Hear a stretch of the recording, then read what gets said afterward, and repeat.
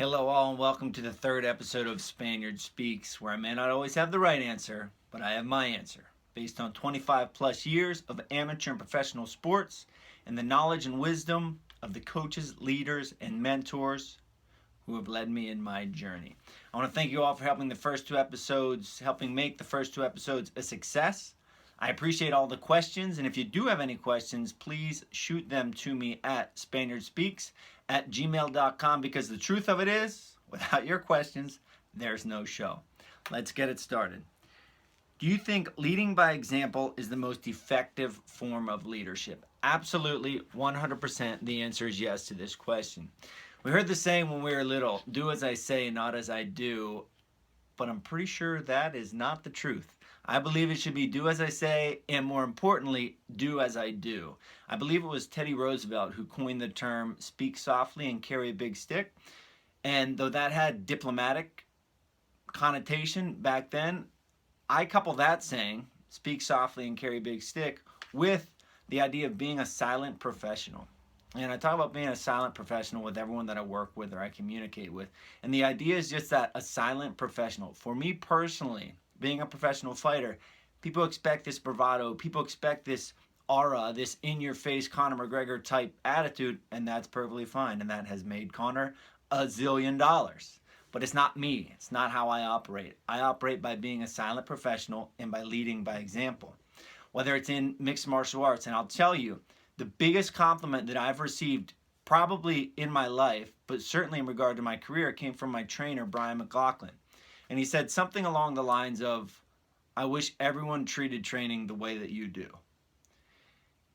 And that means the world to me, knowing that by simply being me, by simply acting and doing what I believe in, that it can have a positive ripple effect on those around us.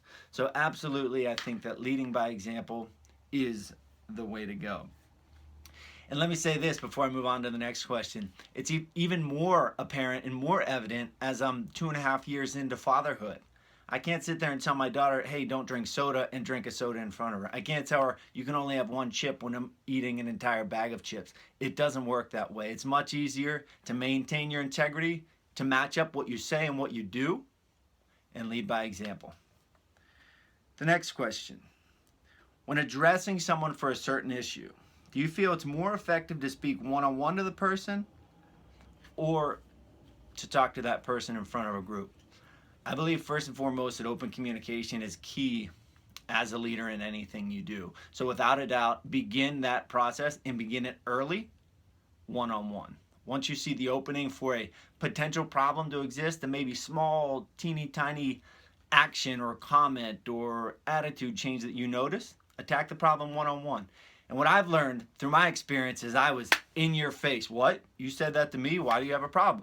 You know, I wasn't confrontational, but I was very, very almost accusing that someone was trying to take advantage of me. And that is the exact wrong approach. I'm learning. You catch more bees with honey.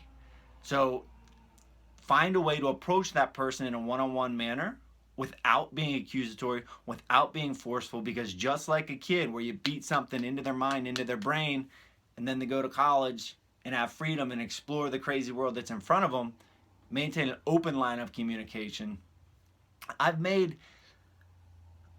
quote, called people out in front of a large group and individually. It's circumstantial. If you have a personal rapport with the entire group, you know, that might not be a terrible approach, but first and foremost, I'd absolutely focus on the individual. The next question is a great one. They all are great ones.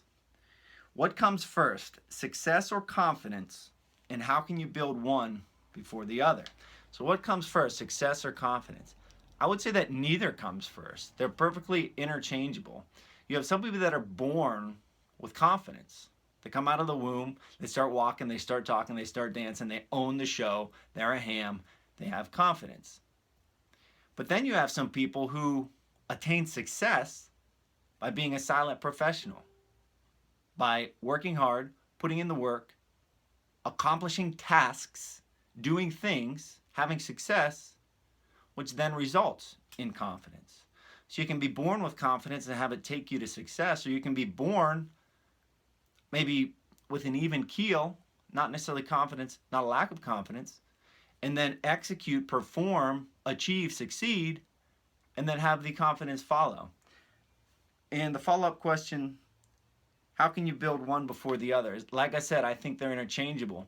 But what you can do, and what is a key component of both success and confidence, unfortunately for the shortcutters out there, is hard work. You attain confidence, if you're not born with it, through hard work, through execution, through achievement, through rebounding after setbacks. And you achieve confidence the same way. Success and confidence, key components, hard work, put in the time. And the last and the most important question of the day, Spaniard, how can we attain your book? Well, you can attain my book by visiting my website, clicking on book, or going to Amazon and typing in Charlie Brenneman.